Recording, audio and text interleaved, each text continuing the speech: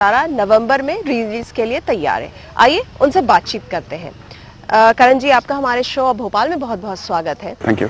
आपकी एक film release हो गई, दूसरी रिलीज होने वाली है। उससे पहले मैं ये बताना चाहूंगी दर्शकों को कि आप एक मैनेजमेंट ग्रेजुएट हैं। मैनेजमेंट का आपने बहुत सालों तक यू हैव बीन वर्किंग ऐसे आप करते रहे काम। कॉरपोरेट की दुनिया से फिल्मी दुनिया में ये सफर कैसे तय हो गया और अचानक आप फिल्मी दुनिया में आ गए और ना आपने किसी को असिस्ट किया ना कुछ किया और सीधा फिल्म बना लिया, और वो भी दो फिल्में बन गई। देखिए, मेरे फादर एक फोक सिंगर थे। घर में बहुत प्यारा सा माहौल था। मैंने उन्हें स्ट्रगल करते हुए देखा तो मैंने पाया कि शायद उनकी एजुकेशन बहुत कम थी। शायद वो 5th या 7th तक पढ़े थे। बहुत अच्छे सिंगर थे, लेकिन ग्रैंडफादर बहुत बड़े जमींदार थे। वो नहीं चाहते थे कि वो इस प्रोफेशन में आगे बढ़े, बिकॉज उस टाइम पे शायद उनके ज़माने में उस चीज़ को बहुत अच्छा नहीं माना जाता था। तो मेरे फादर चाहते थे कि मैं एक प्रोफेशनल डिग्री लूँ। जब मैंने एमबीए की डिग्री ली तो उनको एमबीए का एग्जैक्ट मतलब भी नहीं पता था। एमए और बीए करने वाला मैं पहला लड़का था उस दिल्ली के इर्द गिर्द के गाँवों से। और हर चौधरी परिवार में हमेशा ऐसा होता है कि लड़के को आईएएस बनना चाहिए, आईपीएस बनना चाहिए। उनके लिए इंस्पेक्टर एमबीए से बड़ा होता है। तो बाद में जब मैंने डिग्री ली और मल्टीनेशनल्स में मैं काम करने गया तो वो बात मैं कभी भूल नहीं पाया कि मेरे डैड ने मेरी वजह से अपने प्रोफेशन को ताक पे रख दिया है। तो कहीं ना कहीं वो चीज़, अपने फादर से मैं बहुत क्लोज हूँ, तो हमेशा दिल में इस बात का बड़ा मलाल रहा कि मुझे कुछ ऐसा करना चाहिए कि कम से कम मेरे फादर के सपने जरूर पूरे हों। रही बात डायरेक्ट फिल्म इंडस्ट्री में आने की, तो मैं आपको मिसाल के तौर पे इतना कहना चाहूँगा कि आज तक जितने भी अच्छे डायरेक्टर्स हैं, चाहे वो मणिरत्नम साहब हैं, महेश भट्ट साहब हैं, शेखर कपूर जी, राम गोपाल वर्मा हैं, जितने अच्छे डायरेक्टर हैं, ना तो उन्होंने कभी कहीं से डिग्री ली, ना कोई तालीम ली है फिल्म डायरेक्शन की, और ना कभी किसी को असिस्ट किया। फिल्म डायरेक्शन और एक्टिंग एक विजन होता है। आपको एक बहुत अच्छी विजुअल सेंस होनी चाहिए, और अगर आप बहुत अच्छे कहानीकार हैं, आपको कहानी कहने का एक मादा है, एक ढंग आता है जो गॉड गिफ्टेड होता है, मेरा ऐसा मानना है, तो आप बहुत आगे तक जा सकते हैं। मिसाल के तौर पे जितने भी कहानीकार और एडिटर रहे वो बहुत अच्छे डायरेक्टर बने, और जितने भी कोरियोग्राफर्स और अदर टेक्नीशियंस रहे, फाइट मास्टर्स ने जब भी फिल्म बनाई है तो हमेशा उसमें घोड़े दौड़ते हुए नजर आए हैं, बहुत सारे कोरियोग्राफी दिखाई गई है। कहीं ना कहीं वो अपनी भड़ास निकालना चाहते हैं। एक कहानीकार को पटकथा की बहुत अच्छी सेंस होती है। जितना भी लिटरेचर पे आप काम देखते हैं, उसको अगर पटकथा में वो लोग डालते हैं तो एक बहुत सुंदर कहानी तैयार होती है। बचपन से मैं आर्टिकल्स लिखता रहा, वाद विवाद प्रतियोगिता में भाग लेता रहा, और मिसाल के तौर पे जब मैं काशीपुर बिरलाज में जॉब करने गया तो जितने भी लोग वहाँ डॉक्यूमेंट्रीज और फिल्म शूट करने आते थे, तो अनऑफिशियली मैं उनको दूर से बैठ के असिस्ट करता था, इंटरेक्ट करता था, डिस्कशंस करता था। तो आप मुझे उनका एकलव्य कह सकते हैं, वो बहुत बड़े डायरेक्टर थे। तो जैसे आप मनोरंजन जब आपने बनाने का सोचा, बहुत ही off beat issue based film है, आपकी दूसरी भी फिल्म ऑफ बीट है, इशू बेस्ड है, एक ये रिस्की प्रोपोजिशन है, तो कमर्शियल फिल्म ना बना के आपने ऑफ बीट का रास्ता चुना, ऐसा क्यों? देखिए, जब मैं बम्बई गया था, हम 3-4 दोस्त बॉम्बे गए थे, जिनमें से बाकी लोग फिल्म इंडस्ट्री में स्ट्रगल कर रहे थे। मैं जॉब कर रहा था और साथ साथ में स्ट्रगल भी कर रहा था, बिकॉज फादर बहुत पजेसिव है मुझे लेके। हमेशा मेरे बॉस को फोन करके पूछा करते थे कि नौकरी ठीक से कर रहा, क्योंकि कहीं ना कहीं उन्हें शक था कि इसने बॉम्बे ट्रांसफर क्यों लिया। बॉम्बे गए तो गया जी। ठीक है। उसके बाद जितने मेरे दोस्त थे वो स्ट्रगल करते थे, जो किस्से और कहानी में उनसे सुनता था, मुझे वो बहुत दिलचस्प लगता था। उसको मुद्दा बना के मैंने कहानी को डेवलप किया। एक हमारे पिता समान प्रोड्यूसर हैं, मैं उनको मिला, मैंने उन्हें कहानी सुनाई, उनको बड़ी दिलचस्प लगी। उन्होंने बोला आप पटकथा लिख के लाइए, स्क्रीन पे लिख के लाइए। उनको मैंने स्क्रीन पे सुनाया, और आप विश्वास कीजिए, जो फिल्म आप देख रहे हैं, जाने तू या जाने ना, सेम फॉर्मेट पे उन्होंने कहानी को बताया है। जैसे विजयराज एक एज ए सेक्रेटरी अपनी कहानी बताते हैं एक जर्नलिस्ट को मनोरंजन में, वही फॉर्मेट पे चार दोस्त जाने तू में बैठ के अपनी कहानी बताते हैं। वो एक बड़ा डिफरेंट स्क्रीन पे था, उनको बड़ा इंटरेस्टिंग लगा। देन ही आस्क्ड मी कि why don't you come with a different draft for your dialogues and all that. कहानी को मैंने बुना, और 3 दोस्तों की कहानी थी। एक सेक्रेटरी के पॉइंट ऑफ व्यू से फिल्म इंडस्ट्री की कहानी थी कि सिविलियंस फिल्म इंडस्ट्री के बारे में क्या सोचते हैं, फिल्म इंडस्ट्री सिविलियंस के बारे में क्या सोचती है।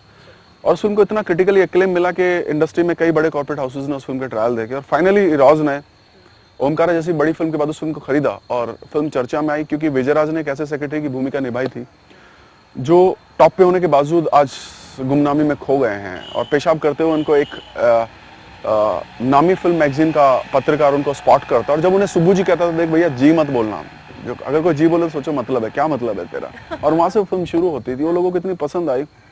उसके बाद मुझे ऑफर आया, और के सेरा सेरा के जो डायरेक्टर्स हैं उन्होंने वो फिल्म देखी, और उनको लगा कि स्मॉल बजट में एक बहुत खूबसूरत फिल्म बनाई जा सकती है। उन्होंने मुझे बुलाया और एक कहानी सुनाने को कहा, क्योंकि थिएटर और थिएटर वालों को मैंने बहुत करीब से देखा है। उनकी प्रॉब्लम्स मैं हमेशा से एक फिल्म बनाना चाहता था, और बहुत सारे किस्से मैंने रामलीला और महाभारत पे सुन रखे थे। तारा सितारा ऐसी 2 थिएटर पार्टी की कहानी है तारा पार्टी में लड़के लड़की का रोल करते हैं साड़ी पहनकर, वो बहुत फ्रस्ट्रेटेड है कि देखो भैया तारा पार्टी का जो मालिक है उसको हमेशा चैलेंज करते रहते हैं कि देखिए आप एक लड़की लेके आइए वरना हम आपकी पार्टी छोड़ के जा रहे हैं, क्योंकि तो पूछते हैं लड़की आने से क्या होता है, तो they give their own reasons कि लड़की आने से एनर्जी आती है, बहुत सारा डिफरेंट वो हो जाता है, जो छोटे शहर की एक मेंटेलिटी होती है।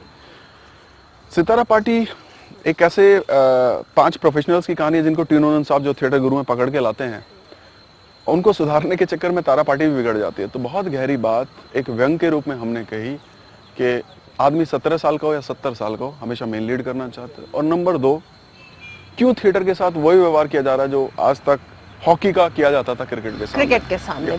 तो बहुत गहरी बात को प्रस्तुत करने का जो मेरा ढंग था, जो मैंने स्क्रीन पे था, वो एक व्यंग के रूप में चुना। अब देखते हैं फिल्म कितनी कामयाब होती है। फिल्म को जीने खरीदा है और बहुत अच्छी फिल्म बनी है। तो कमर्शियल फिल्में नहीं बनाना चाहते आप? Everybody is looking for a commercial success, चाहे वो एक लीड पेयर हो, हीरो हीरोइन हो, कोई भी आर्टिस्ट हो, चाहे वो प्रोड्यूसर हो, डायरेक्टर, सिंगर, सब चाहते हैं कमर्शियली वाहवाही उनको मिले। तो आप क्या नहीं चाह रहे? देखिए, कमर्शियल और नॉन कमर्शियल में मैं उतना यकीन नहीं करता। मेरे हिसाब से फिल्म या तो अच्छी होती है या बुरी होती है, और जब फिल्म हिट हो जाती है तो वही कमर्शियल हो जाती है, नंबर 1। नंबर 2, मेरा ऐसा मानना है कि मैं कहानी कहना चाहता हूँ, और उस कहानी को कहने का जो ढंग है, मैं एक बहुत बड़ा स्टोरी टेलिंग डायरेक्टर बनना चाहता हूँ। Like I am highly inspired from Gulzar साहब एंड राज खोसला साहब, जिन्होंने बहुत खूबसूरत कहानी बहुत अच्छे म्यूजिक के साथ कही, क्योंकि मैं बहुत छोटे शहर से बिलोंग करता हूँ, तो मुझे वहाँ के जो चरित्र होते हैं बहुत इंटरेस्टिंग लगते हैं। मनोरंजन 32 कैरेक्टर्स की कहानी थी। लोगों ने बोला यार तुम फिल्म के हीरो, बट उस कॉम्प्लीमेंट को मैं नहीं मानता। तारा सितारा 50 कैरेक्टर की कहानी है। उनको लगता है कि यार तुमने एक कदम और आगे बढ़ के बात की। मेरी नज़र में दोनों प्रोड्यूसर्स, मनोरंजन और तारा सितारा जिन्होंने प्रोड्यूस किए, वो हीरो हैं। उन्होंने ऐसी फिल्मों पे पैसा लगाया है। आप बात कर रहे हैं स्टोरी टेलिंग, स्टोरी टेलिंग को आप एम्फेसिस दे रहे हैं। अपनी हमारी जो फिल्म इंडस्ट्री, बॉलीवुड अगर उसको कहें, तो वहाँ पे अच्छे स्क्रिप्ट या स्क्रिप्ट राइटर की कमी हर वक्त खली है। अभी हाल ही में जैसे रिलीज हुई है सिंग इज किंग, जिसका कि मार्केटिंग स्ट्रैटेजी बहुत अच्छा था, बहुत हिट हो गई। अक्षय कुमार, कैटरीना कैफ वगैरह थे।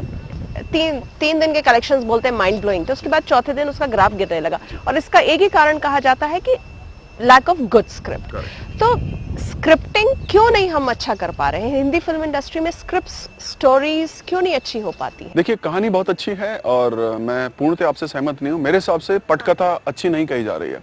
सलीम जावेद साहब में, मेरे हिसाब से, ये मेरी पर्सनल ओपिनियन है, मैं दोनों का उतना ही सम्मान करता हूँ। सलीम साहब बहुत अच्छे कहानीकार थे, पटकथा उतनी अच्छी लिखते थे, और जावेद साहब डायलॉग बहुत अच्छे लिखते थे। उस जोड़ी के बाद बहुत ही कम पटकथा लेखक इंडस्ट्री में बचे हैं। मैं उसमें ब्लेम करना चाहूँगा वेस्टर्न कल्चर को। आज डीवीडी लोग लेते हैं, डीवीडी को देखते हैं और एज इट इज़ उस फिल्म को बनाना चाहते हैं। तो उस कल्चर और हमारी कल्चर में बहुत ज़्यादा डिफरेंस है। जब आप सिंग इज किंग की बात कर रहे हैं, तो जो मेरी निजी राय है, मैं फिल्म का और अनीश बाजमी साहब का बहुत सम्मान करता हूँ, बहुत अच्छी फिल्म बनाई है, लेकिन मुझे लगता है उसमें गैग्स हैं। एक अच्छी सिचुएशंस, अच्छे सीन्स को स्क्रीन पे जोड़ने का काम करता है। तो कहीं ना कहीं लोग स्क्रीन पे काम नहीं कर रहे हैं, डीवीडीज पे ज़्यादा मेहनत की जा रही है।